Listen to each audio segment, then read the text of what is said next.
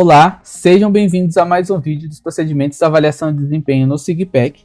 E dando continuidade ao vídeo anterior, a gente agora vai entender o relatório de instrumentais pendentes ou concluídos, né? Então esse relatório a gente consegue saber a situação dos instrumentais da avaliação de desempenho de cada processo. Neste caso aqui eu peguei o setor, né, a Secretaria 36, que é uma secretaria menor e fica mais fácil gerar os dados para mostrar para vocês. No caso, vocês vão ter que selecionar aí o EH da secretaria e o processo da secretaria de vocês, né? O número que vocês já estão usando desde as fases anteriores vai ser o mesmo número do processo durante o ciclo inteiro para todas as ações, tá? Tanto para o cadastro de equipe, para o relatório da avaliação de desempenho e tudo mais. Então, o que a gente tem de informação aqui? Primeiro, a gente tem o processo, né? O número do processo de avaliação. Você vê que esse número é o mesmo, ele vai se repetir. Na coluna B, C e D, nós temos os dados do servidor, né? Nós vamos ter aí o RF, o vínculo e o nome. Aqui no nome a gente colocou aqui uma informação, né? Nome do servidor, até para não ficar apresentando o nome do servidor por conta da LGPD e tudo mais. E a mesma coisa a gente vai ter aqui para o gestor ou avaliador, tá? Então vamos lá. Na próxima coluna nós temos aqui data de vacância e data de aposentadoria. Quando tiver preenchido aqui essa informação, quando tiver um servidor com essa informação preenchida, isso significa que ele está vacanciado ou aposentado, então a avaliação dele já está definida, né? Ela não vai precisar ser executada porque o servidor já tem alguma ação deixando ele inativo. No próximo campo nós temos RF, vínculo e nome do gestor ou do avaliador, né? Neste caso, quando for um nível gerencial, por exemplo, ele vai ter um avaliador aqui acima dele também, um gestor acima dele, tá? Na próxima coluna, né, nós temos o campo setor, que aqui é a identificação do setor, né, onde esse servidor está lotado. Deixa eu colocar um filtro aqui e eu vou classificar pelo setor para ficar mais fácil. Aonde esse servidor está lotado. Na próxima coluna nós temos o nível de avaliado. Então aqui a gente sabe se ele é gestor ou se ele é funcional, tá vendo? Ó, FG, FG. E a partir daqui a gente tem os dados dos instrumentais de avaliação. Então vamos falar um por um, tá? O IAD1 é o instrumental de autoavaliação, certo? Vamos levar esse sentido. IAD1, instrumental de autoavaliação. O IAD2 é um instrumental de avaliação pelo gestor. No caso do nível funcional, isso aqui vai ser o IADF2. E no caso do nível gerencial, essa coluna vai ser o IADG2. O IAD3, ele só aparece quando o servidor é nível funcional, tá vendo? Ó, gerencial ele não aparece, ó, gerencial ele não aparece. Esse aqui é o antigo IADG3, que é o servidor avaliando o gestor. Então vamos pegar um exemplo. Esse servidor aqui, ó, ele já fez a sua autoavaliação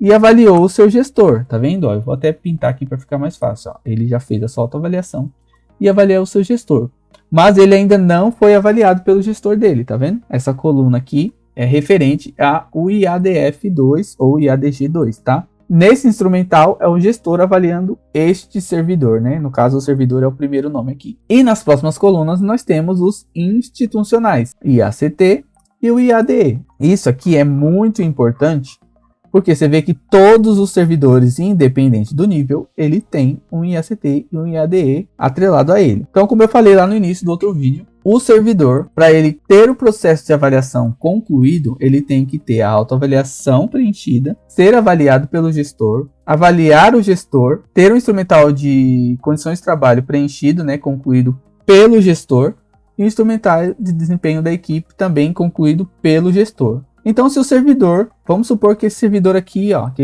ele fez a autoavaliação e avaliou o gestor dele. Ele fez a parte dele, agora o gestor tem que fazer a parte dele também, preenchendo esses três instrumentais. Então, o que ele vai fazer? Ele vai avaliar o servidor e vai avaliar o instrumental institucional, que também faz parte da nota desse servidor. Então vocês entendem que a ação do gestor é uma das mais importantes dentro desse processo, porque se ele fizer a avaliação somente dos servidores e não fizer os institucionais, ele deixa todo mundo da equipe pendente, todo mundo em aberto, com avaliação em aberto. Então quando vocês verem essa informação aqui em aberto, significa que esse gestor não concluiu as suas avaliações. Na próxima coluna nós vamos ter aqui o total de pontos, que na verdade esse relatório a gente gerou com base num outro relatório, então ele vai trazer essa informação aqui, mas ela vai ser sempre zerada, tá? Ela não vai vir preenchida. Pode desconsiderar, eu vou até ocultar, né, para não atrapalhar.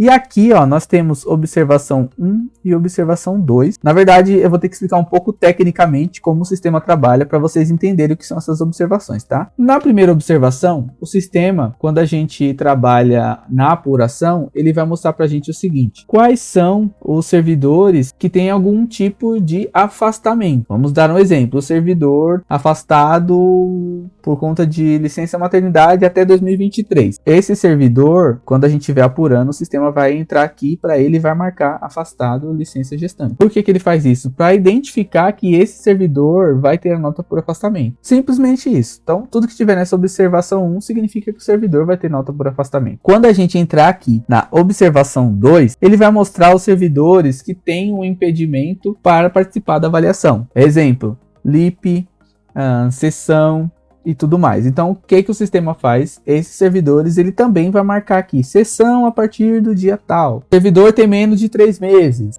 LIP a partir do dia tal. Tudo isso ele vai marcar aqui. Essas ações impedem a geração do instrumental e essa informação aqui, ela já trata o servidor que está afastado antes de gerar o instrumental. Então, vai ter casos que o servidor tem alguma sessão, alguma coisa, já vai ter a informação aqui. O sistema já sabe que esse servidor está cedido e ele vai ter a nota maior das últimas 3, por exemplo. Ou esse servidor está de LIP e não vai ser avaliado. O sistema tem tudo isso parametrizado e ele traz essa informação para nos ajudar nessa análise. Durante essa fase de preenchimento, esses campos vão virem vazios, tá? Porque o sistema ainda não fez a apuração. Essas informações só vão ser tratadas quando a gente iniciar as etapas da apuração, onde o sistema vai fazendo todas essas verificações.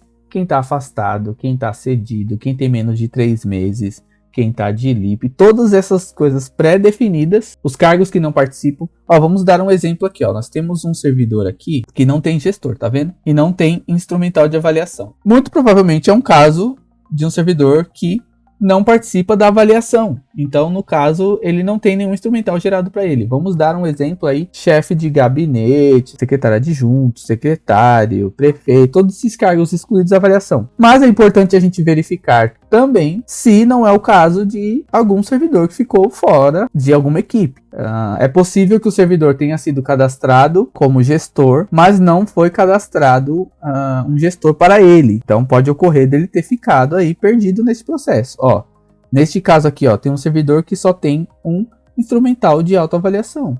Tá estranho esse processo. Então é importante a gente fazer o quê? Entrar nos dados desse servidor e olhar o porquê ele ficou somente com o instrumental de autoavaliação. A gente pode ver que é um nível gerencial. Esse relatório, ele serve de base também para a gente identificar essas possíveis divergências dentro do processo. Ó, esses servidores aqui, ó, esse grupo aqui, eles não têm um instrumental de avaliação de gestor. Então, eles podem estar subordinados a algum chefe de gabinete, secretário adjunto, prefeito, subprefeito, etc. Tá? Então, com isso, a gente consegue ver também essas informações. Vamos dar um exemplo. Se eu tenho um servidor aqui que ele está falando, mas não está aparecendo um instrumental para eu avaliar o gestor. A gente entrar aqui, a gente vai olhar. Não tem nenhum gestor cadastrado para ele. Então a gente consegue saber e também tomar essas ações proativamente. Neste caso aqui, a gente vai ter que falar com a secretaria para tratar e identificar essa situação. Mas muito provavelmente seja um caso desse excluído da avaliação,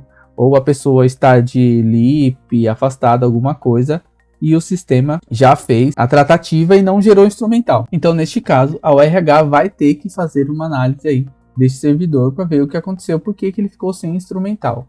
Por último, nós temos aqui o campo situação. Aqui a gente vai saber também quem está ativo ou inativo, somente situações definidas, tá? O servidor que estiver afastado e tudo mais não vai aparecer aqui. Esse relatório é somente o que define ele participar ou não da avaliação. Se for um servidor afastado, não vai aparecer aqui. Se for um servidor desligado, exonerado, aposentado, falecido, vai vir essa informação aqui. E aí essa avaliação essa pendência pode ser desconsiderada. Então, como eu expliquei no relatório anterior, quando a gente for trabalhar lá na apuração futuramente, que a gente mandar para vocês os relatórios gerenciais, a gente vai mandar somente os servidores que realmente estão pendentes. Os servidores que tiverem afastados, cedidos, desligados, inativos de qualquer espécie, já vão ser desconsiderados. Também já vai ser desconsiderado o servidor que tem menos de 90 dias, todas aquelas coisas que excluem ele da avaliação. Então, quando vocês receberem esse relatório lá futuramente, finalzinho de dezembro, janeiro, a gente já vai mandar somente quem está realmente pendente, que cumpre todos os critérios da avaliação, mas não está sendo avaliado, tá? Então é importante que durante esse período de preenchimento, a ORH tenha aí ações rotineiras, pode ser uma vez por semana, dia sim, dia não,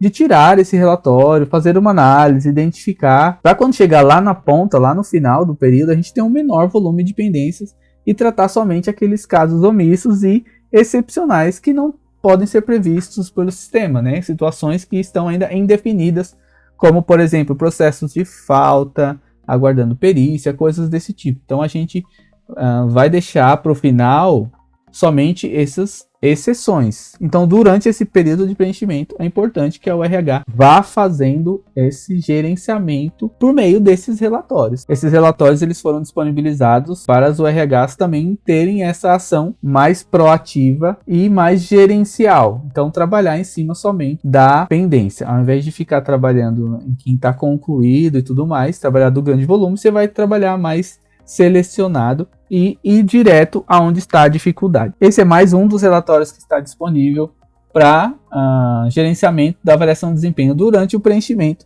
Esse é um relatório detalhado, como eu já mencionei anteriormente. Ele vai trazer o detalhe geral da secretaria da unidade e a gente vai trabalhar mais com o dado macro, tá? Então a gente vai dizer para vocês, existem 30 servidores com IADF1 em aberto. Eu não vou dizer quem são esses 30, porque esse relatório diz isso para vocês. A gente vai trabalhar sempre com o macro dado e a ORH precisa fazer esse detalhamento e trabalhar mais pontual as questões de cada secretaria. Muito obrigado e até os próximos vídeos.